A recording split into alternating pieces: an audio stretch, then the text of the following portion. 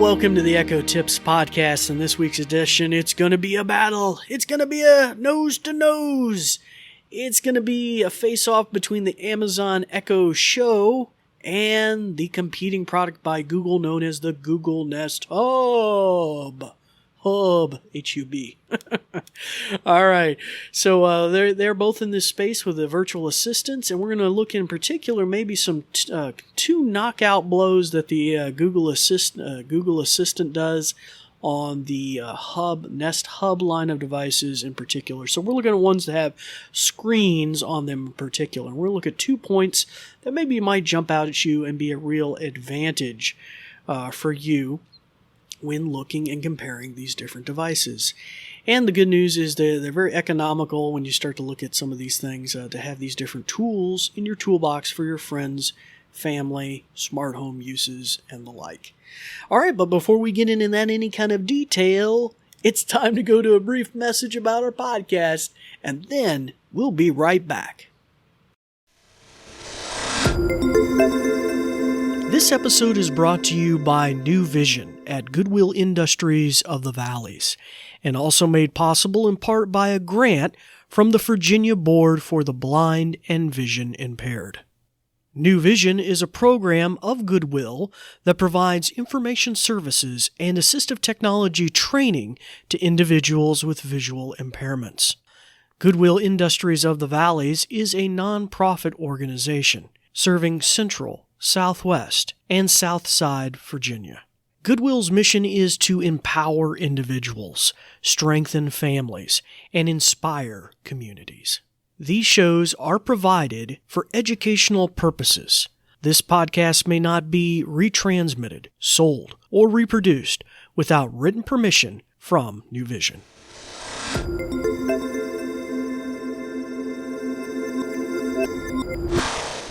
Well, hello again and welcome back to the podcast. It's good to have you all with us this week.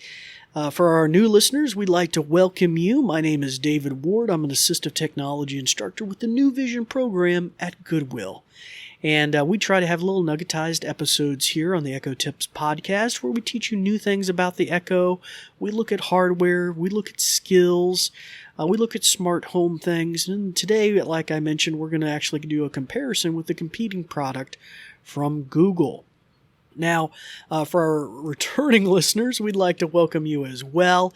And because of both of you, we're about to break 100,000 listens to the podcast. And at the tail end of the episode, we'll mention ways you can reach out with your thoughts, comments, and, suggestions for future episodes as well.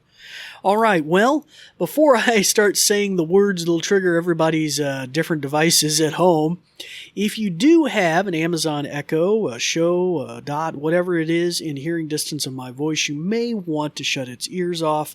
Otherwise, it might get a little confusing, with me here doing the demo and it triggering your Echoes at home. Also, if you have a Google Assistant style device that would respond to the Hey G phrase or OK G, then you may want to shut its ears off as well. You'll get the same basic problems if, I'm doing the demos here in the classroom and it's triggering your Google product at home. So you may want to shut its ears off as well. So that would be the trigger phrase or wake word that we'll be using. Yeah. So just give you a second to do that. Hopefully here, 3, 2, 1, you guys had a chance to maybe do that. And by all means, you always have the option to pause the podcast, go run over, to the other room and shut its ears off and then come back and resume as well. Okay, so let's delve right into this. I mentioned we were going to talk about 2 ways in particular the Google line of products, especially the ones with the screens, may excel and meet your needs in a way that the Amazon Echo Show just doesn't. Now, the good news about all these lines of devices is they are very economical, especially if you start looking at the ones without screens.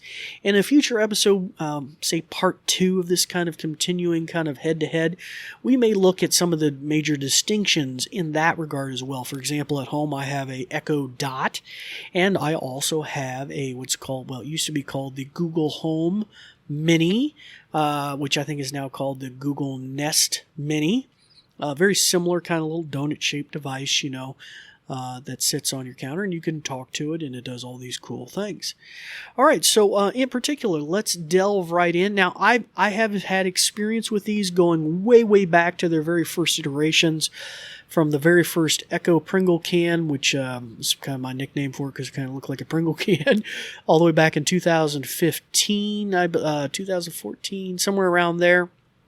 And then a year or two later, with the Google Assistant built into these Google Home, and then they rebranded the Google Nest, because Google, whenever they have the opportunity to confuse you with naming and branding, they're going to take it.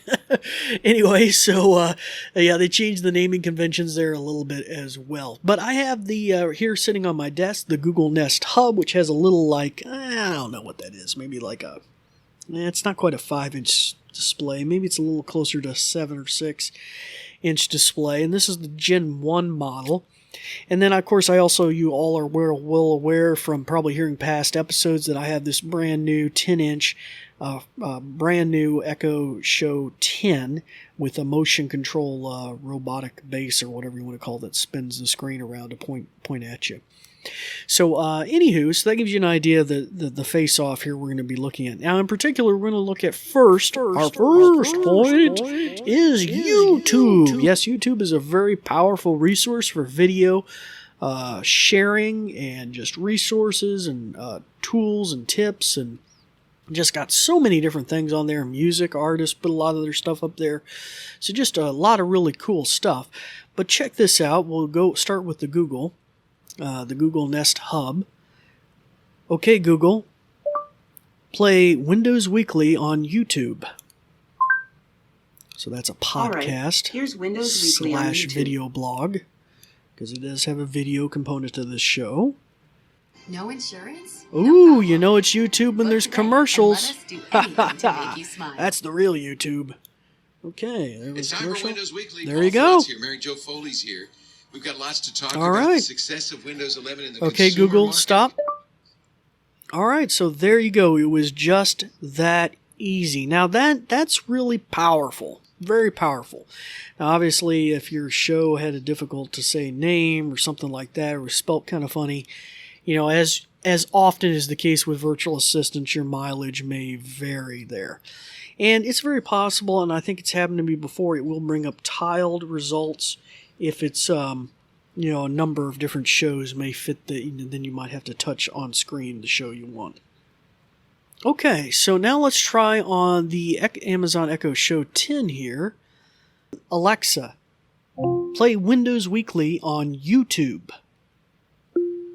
Searching YouTube. Now it says searching YouTube. That's what we want to hear. It pops open a browser here with basically what might look like otherwise like Google search results. And then I got little tiles or videos beside these, and I can tap the one that I want. So I'm going to tap, I don't know, let's just tap one of these because I got different options. Let's try that one.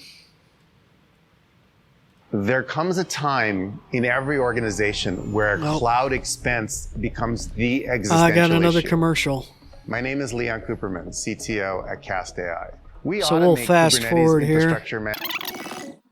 Okay. It's time for Windows Weekly. Paul Thurrott. There we go. The commercial's over, and there we go. We've got lots to talk about the success of Windows 11 in the consumer market.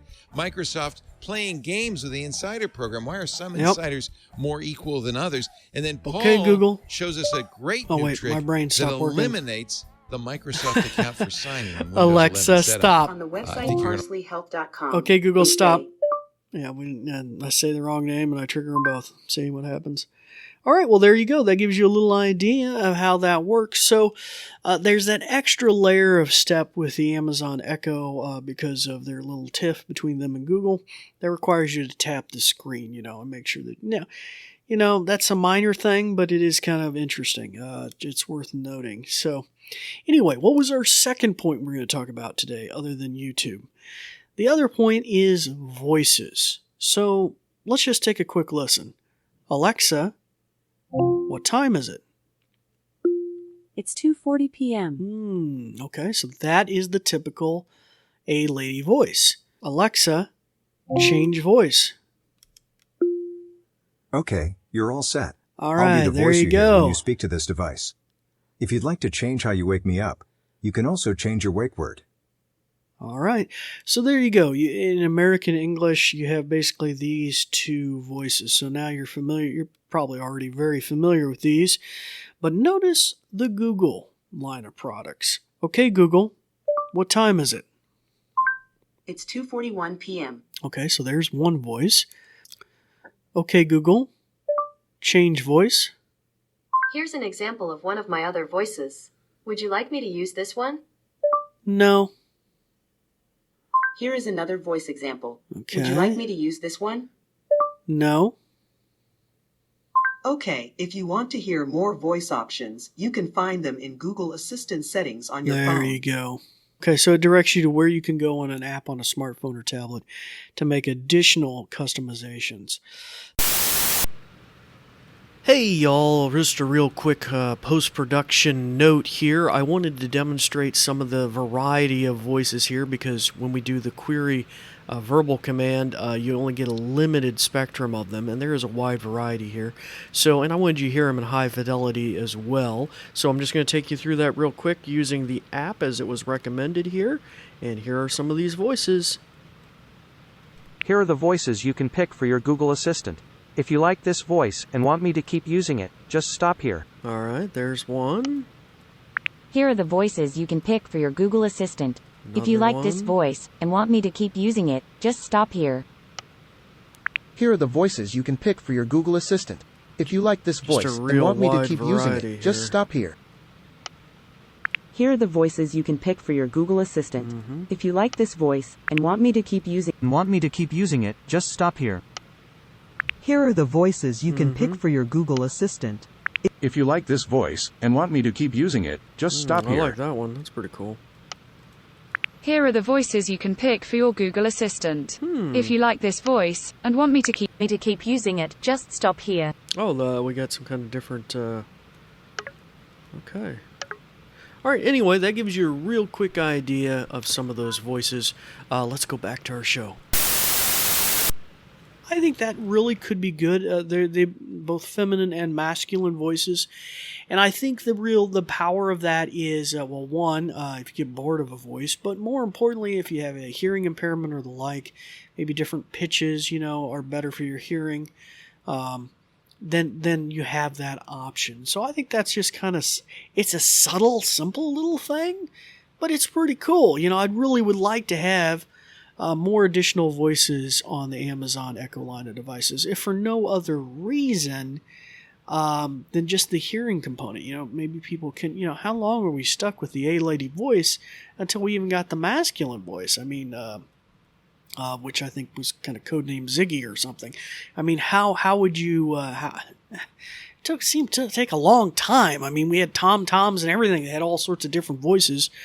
Forever, so, and certainly when we look at the Siri and the like, you got different voice options. It'd be really nice to see that. So the Google Assistant on the Google Nest devices really seems to excel in that you have a wide variety of voices. So those were the two things we thought we'd look at today. In future episodes, we may look at some different other comparisons. That way that have a little bit of a framework for buying options, things you could have in the home. Honestly, I have both at home. I have an Echo Dot in my office, and I have the equivalent, which is the now called the Nest Mini. Back when I bought it, it was called the Google Home Mini. But I have both of them there, so that one kind of fails me, I can always go to the other, or I want to kind of keep track of the different features as they develop on both. All right, so like I said, we'll talk more about that. There's a lot more to it than just those two features, but that's it for this episode. If you have any thoughts or suggestions, feel free to reach out to us on Facebook or Twitter at Goodwill Industries of the Valleys. But I'm David Ward for the New Vision program, and we thank you for listening. Thanks, Dave. Let me tell you a bit more. Let me put on my official sounding voice. Ahem. Ahem. This episode is brought to you by New Vision at Goodwill Industries of the Valleys and also made possible in part by a grant from the Virginia Board for the Blind and Vision Impaired. New Vision is a program of Goodwill that provides information services and assistive technology training to individuals with visual impairments. Goodwill Industries of the Valleys is a nonprofit organization serving Central, Southwest, and Southside Virginia. Goodwill's mission is to empower individuals, strengthen families, and inspire communities. These shows are provided for educational purposes. This podcast may not be retransmitted, sold, or reproduced without written permission from New Vision. Phew! Thanks for listening.